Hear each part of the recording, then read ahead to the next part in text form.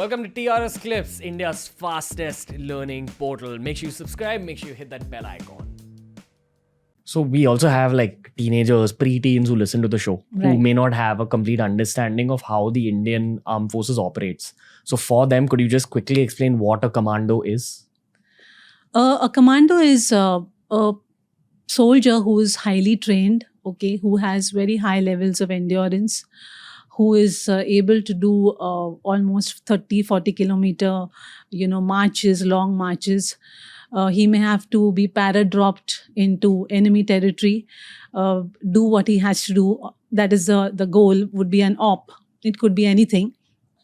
And he would have to execute the action he has to, and then he would have to come back, to friendly lines. And sometimes coming back is very difficult, almost impossible. So that's the kind of, person we're looking at. So a commando in a way is a very specialized soldier who has a lot of capabilities and who's going to do a very difficult task and who has to return back, but sometimes he may not return back. So he's ready to give up his life. Got it. In terms of the skills you were speaking about imparting to them through training, I have a couple of questions for you. Yeah. One, what were the skills that you specifically transferred to them? And two, when you say commando training, could you give a little bit of context on that in terms of the timeline of a soldier's life? When does the commando training start? Let me tell you what my subject is. So my subject is close quarter battle. And close quarter battle basically deals with what happens between the commando or the soldier and the enemy when the distance is about 30 yards or extendable to 100 yards. So close quarter battle is very different from long distance warfare. Close quarter battle, my subject would include, armed and unarmed combat.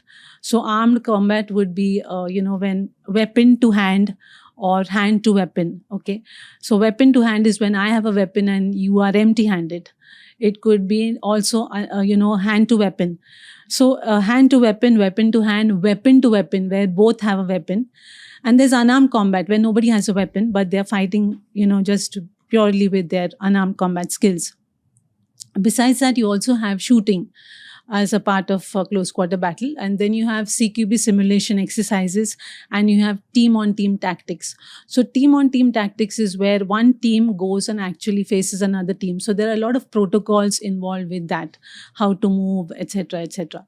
And finally, it's about close quarter battle simulation exercises. So where you simulate a certain situation and expect the team to perfect their skills. How had you got the training for it?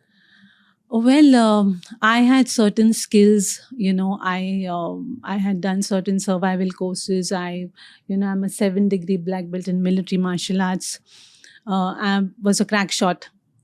What does that mean? Good. I was very good at shooting because I was a member of a local sports club and I found that my skills were good. And besides that, a lot of, I'd done some courses here and there. And finally, like I mentioned, that there was a meeting with a very senior police official and this is how the journey started. So there was a meeting with a senior police official who happened to see the skills that I had.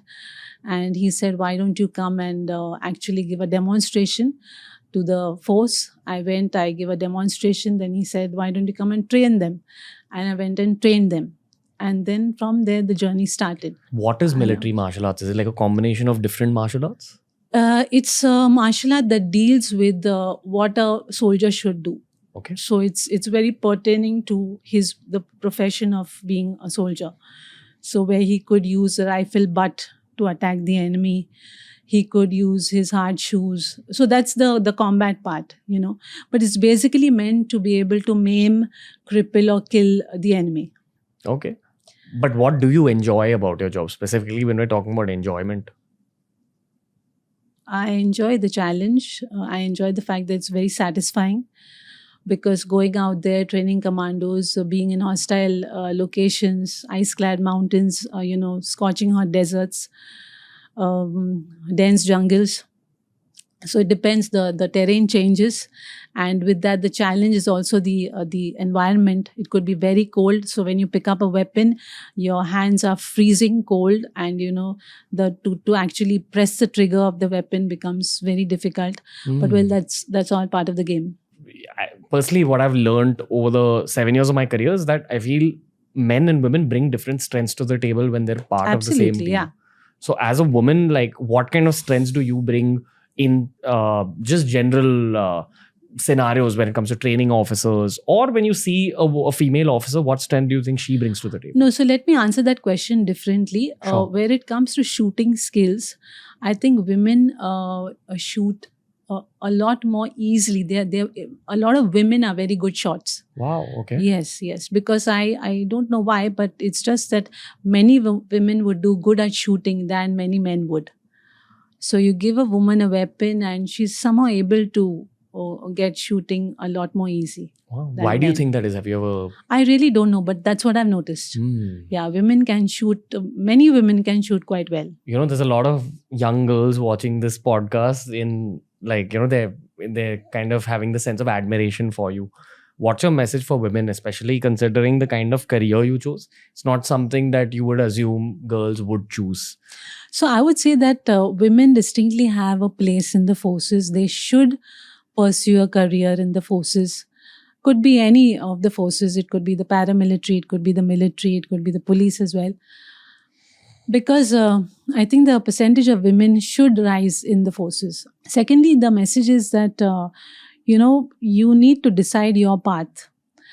So decide carefully what path you want to walk into. And there will be obstacles. People will sometimes think you're not capable of doing it. But you need to believe in yourself. You need to keep walking. Expect obstacles. Life is not a path which just has roses, There are also thorns there. So expect the obstacles and move with conviction towards what you have to achieve. So even in organizations, what a man may not be able to achieve, a woman will achieve with great ease. So men need to understand that women have their attributes. So let them do tasks, because your organization is going to change when you allow a woman to use her attributes.